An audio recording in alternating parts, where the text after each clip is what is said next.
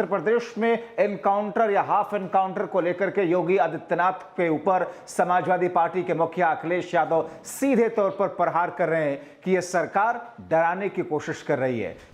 हमने देखा था कि किस तौर पर एक यादव जाति से एक मंगेश यादव नाम के शख्स का एक मामले में एनकाउंटर के बाद में उसकी जान जाने के बाद में किस तरीके से हंगामा खड़ा हुआ और कैसे योगी आदित्यनाथ की सरकार को उत्तर प्रदेश के पूर्व मुख्यमंत्री अखिलेश यादव ने घेरा। और उसके बाद में जब एक ठाकुर समाज से आने वाले एक व्यक्ति का उसी केस में हाफ एनकाउंटर किया गया तो किस तौर पर पूरा मामला दोबारा शुरू हुआ। लेकिन अब बुलडोजर के बाद में एनकाउंटर और एनकाउंटर के बाद हाफ एनकाउंटर के बाद अब उत्तर प्रदेश की विधानसभा के उपचुनाव से ठीक पहले या उपचुनाव के गहमा गहमी के बीच में एक बार फिर से एनकाउंटर ने इस स्तर पर अपनी जगह बनाई है, जिसको लेकर के सियासी तौर पर खूब हंगामा मचा हुआ है। और सवाल उठाया अखिलेश यादव ने, सवाल उठाया योगी आदित्यनाथ की सरकार पर, सवाल उठाया इस इनकाउंटर पर, सवाल उठाया उत्तर प्रदेश की सरकार पर, सवाल उठाया उत्तर प्रदेश के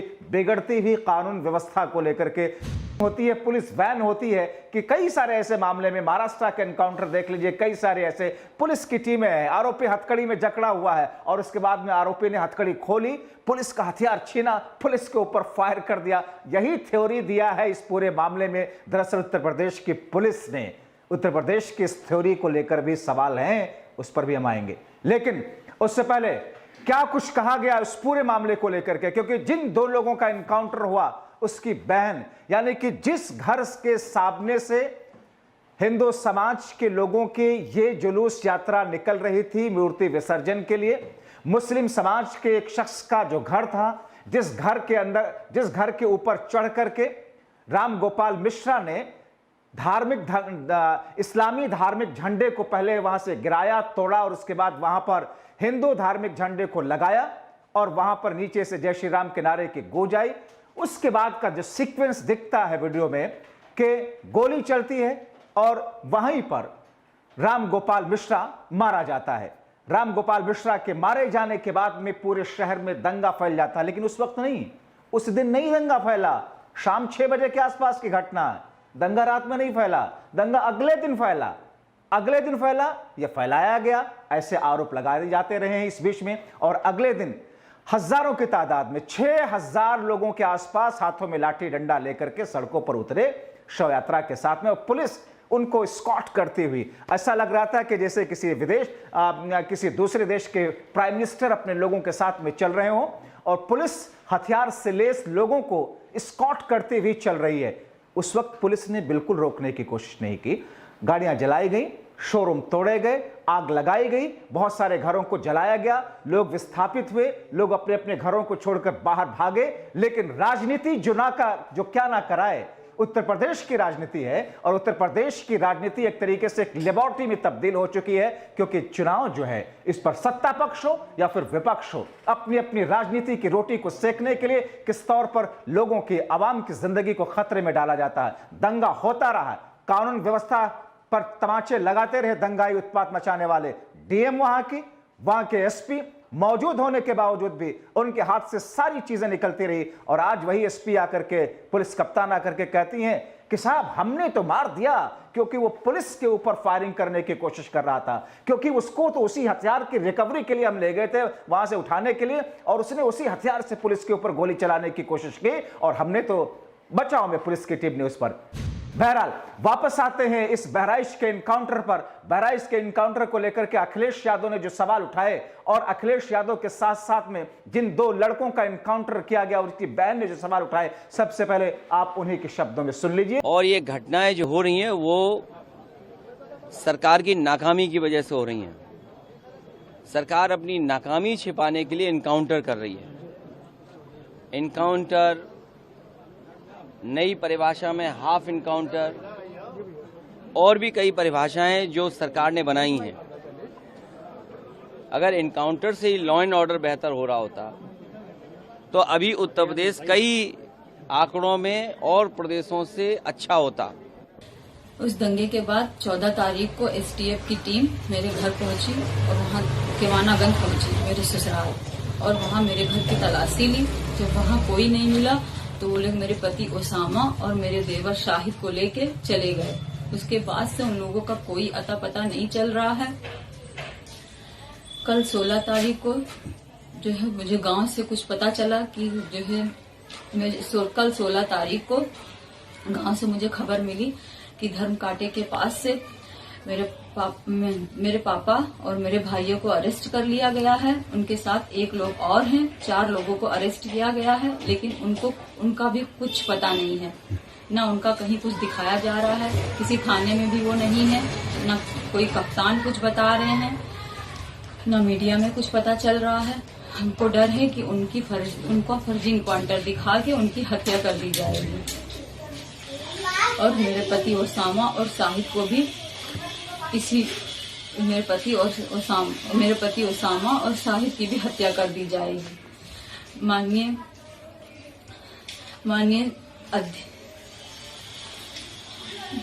क्या निवेदन करना चाहेंगी आप? हम माननीय अध्यक्ष से निवेदन करना चाह रहे हैं, प्रधानमंत्री जी से, मुख्यमंत्री जी से निवेदन करना चाह रहे हैं कि हमको डर है कि उनकी हत्या कर दी जाएगी। इस वजह से उनकी सुरक्षा की अपील कर रही हूँ। तो आपने देखा इस पूरे मामले को लेकर के किस तौर पर जिनका एनकाउंटर हुआ, जिसका उसकी बहन ने क्या कुछ आरोप लगाया है पुलिस प्रशासन के ऊपर में। लेकिन आपने अखिलेश यादव का बयान सुना, उस परिवार के उस लड़की का बयान सुना जिसका एनकाउंटर हुआ, और आपको एक बार फिर से वो वीडियो दिखाते हैं, क्योंकि जिस बुनियाद पर मैं कह रहा था कि ऐसा लगता है कि ये पूरा का पूरा एनकाउंटर एक सुनियोजित तरीके से पूरा स्क्रिप्टेड और खूबसूरत स्क्रिप्ट के जरिए इसको किया गया है। हम एक बार आपको वीडियो दिखाते हैं।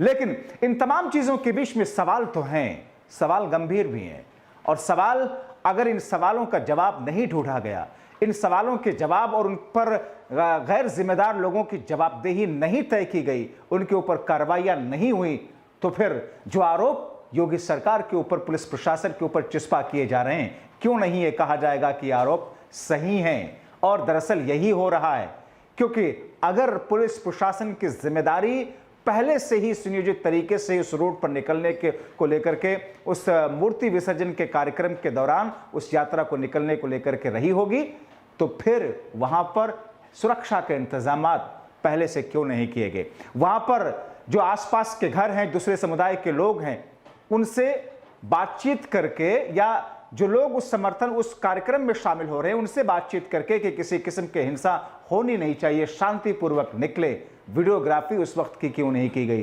क्यों आम लोगों के मोबाइल फोन के जरिए ही बनाई गई क्लिपिंग सामने आ रही है? जिस तरीके से इस एनकाउंटर की वीडियोग्राफी पुलिस ने कराई और पुलिस कराती है, उस तरीके से उस वक्त क्यों नहीं उस जुलूस के आगे आगे कैमरे लगा करके, बड़े कैमरे लगा करके पूरे जुलूस को, पूरी शोभा यात्रा को कवर किया गया?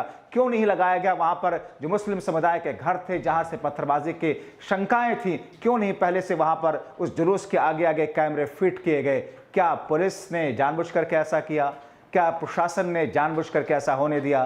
क्या सरकार चाहती थी ऐसा हो, जैसा आरोप लगाए जा रहे हैं? और उसके बाद में जो एनकाउंटर हुआ, उस एनकाउंटर से 24 घंटे पहले जिन लोगों का एनकाउंटर हुआ, उनके घर के परिवार के सदस्यों को यूपी पुलिस ने, एसटीएफ ने उठाया, क्या उनका भी एनकाउंटर होगा जैसा कि आरोप उस फैमिली की एक महिला लगाती हुई, उस सरफराज और वहां तालिब जिनका एनकाउंटर हुआ उसकी बहन लगाती हुई दिख रही है? कई सारे ऐसे सवाल हैं, और आगे भी ऐसे इनकाउंटर होते रहेंगे, ऐसे ही पुलिस प्रशासन का फेलियर होता रहेगा, ऐसे ही हम और आप चर्चा करते रहेंगे और वक्त गुजरता जाएगा, लेकिन स्थितियों में बदलाव नहीं होगा। इसलिए हम चाहते हैं कि स्थितियों में बदलाव हो, हम चाहते हैं गलतियों से सीखें, पुलिस प्रशासन, सरकार, सत्तापक्ष, विपक्ष, हर कोई, ताकि आप महफूज रहें, ताकि लोग महफूज रहें, ताकि आपसी सौहार्द बना रहे, आपसी सौहार्द टूटे नहीं, जलती हुई आग में घी डालने का काम कोई ना कर सके। फिलहाल अभी के लिए इतना ही।